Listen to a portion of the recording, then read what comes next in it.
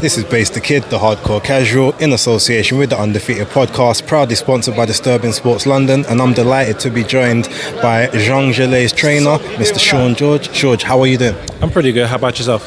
I'm very well, thank you very much. So, we're back. It's a rematch. It's a bigger event than the first one. I think it's fair to say that a lot of people thought that JOYCE would win the first fight. Zhang ripped up the script and said, no, this is my night, this is for me and my people. How do you feel he's been received since that victory back in April? It's a lot of love. A lot of people are getting to know who Jalay is. It's been good. It's been positive. I think so. Before they totally looked past him before. Now they show him a lot of love, a lot of respect. They put some respect on his name. Do you think it took that fight, as you said, for people to actually put respect on his name? I mean, bear in mind, he's an Olympic silver medalist. He's an accomplished amateur. And there was times where he was almost talked about as if he was just any other guy in the division, wouldn't really go far. What do you think was the cause of that, and how do you think things have changed since then? The promoters wasn't putting them in the ring with real fighters. Not real fighters, top contenders. Jalay wanted to fight these guys since 2017. He wanted to fight the Herkovich. He wanted to fight JOYCE. He wanted to fight Dylan White, Chisora, Anthony Joshua, and those guys. The promoters didn't want to give us them. So that's the issue. So now that he is, I guess, a bigger star within the division, definitely sort of top 10, top 5, where do you see him progressing past after this fight? Because obviously he can't look past this, but you can, being his trainer. You've prepared him mentally, physically, moving forward. So how far is this ceiling? How big is this ceiling, especially obviously being 40 years old? I think Jalay is I want to say that we fight any one of the fighters in the division, but as you can see, the top fighters in the division don't want to fight anybody, and it's a money grab. So we're looking to fight Usyk, obviously, mandatory. We're looking to fight Deontay Wilder. We're looking to fight any names. Whoever name comes up, we're willing to fight. Also, one of the criticisms that is been levied at Zhang from, I guess, a few years back, mainly from the Jerry Forrest fight onwards, is that he runs out of stamina very quickly, that he doesn't have a great gas tank, great for first 3-4 rounds, and then that's pretty much it if you can survive that. I feel like that was disproven with especially with the Herkovich fight, but also this fight, it didn't go past that. The other team seemed to be banking on the fact that they can get him past that point for his energy to run out. That's smart. I mean, me personally, I wouldn't want that to be my game plan. However, do you think there is, and people think too much about this quote-unquote gas tank issue, or is it just sort of horse for courses? I'm sorry not to cut you off, but it happened in one fight, right? When he actually went, and that was a medical problem. It's a big difference, a medical problem, right? He shut down. His body literally shut down on him. It's a medical issue. People are entitled to think and do what they want to, but pay attention to what's actually happening in the ring. You didn't see when he fought Herkovich, but nobody else wanted to fight him, and Jalay was like, I want to fight him. When Jalay was calling Herkovich out before, and they had to go down a list of line for Herkovich, and they said, Jalay said, okay, I'm here. You know, nobody realized that then when we pushed the boogeyman back.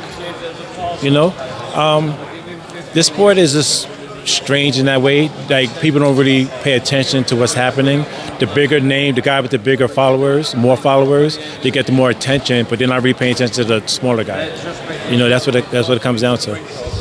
So, looking at this fight, have there been any changes that you've made in the preparation to say, okay, we want to fine-tune this and that, or is it more of a case of, well, the first time it worked perfectly, we just need to refine what we did back then? You see that question right there? Yeah, I have no idea what Jalay can do. You understand what I'm saying? Like, Jalay could do a lot of things. I mean, a lot of different things that you look at him like, oh, wow, I didn't expect that. He can box. He can move side to side laterally. He can fight on his back foot. We all know he could come forward. You know, we all know he can punch. And now you guys know that he has fast hands. So it's always going to be something different. Because Jalay, all he does is make adjustments. His boxing IQ is higher than what everybody think it is. It's up there with the best. And we see what happens. Are you worried about this fight going the distance? I know that that's not the game plan. That's never the game plan for heavyweights. But just due to maybe some questionable scorecards from the first fight, is that an issue whereby, you know, if it does start to go late and, you know, Joyce does throw more activity maybe than Zhang does, that may nick him some rounds? Or is that a concern at all? It's always a concern.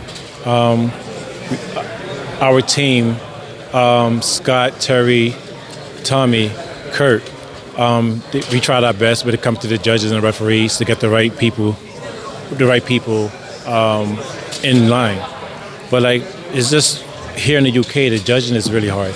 It's like I watch non-title fights here, I watch title fights here, and they always seem to go with the British guy, the UK guy, even if they lost. The scorecards is always bad, and that's not cool.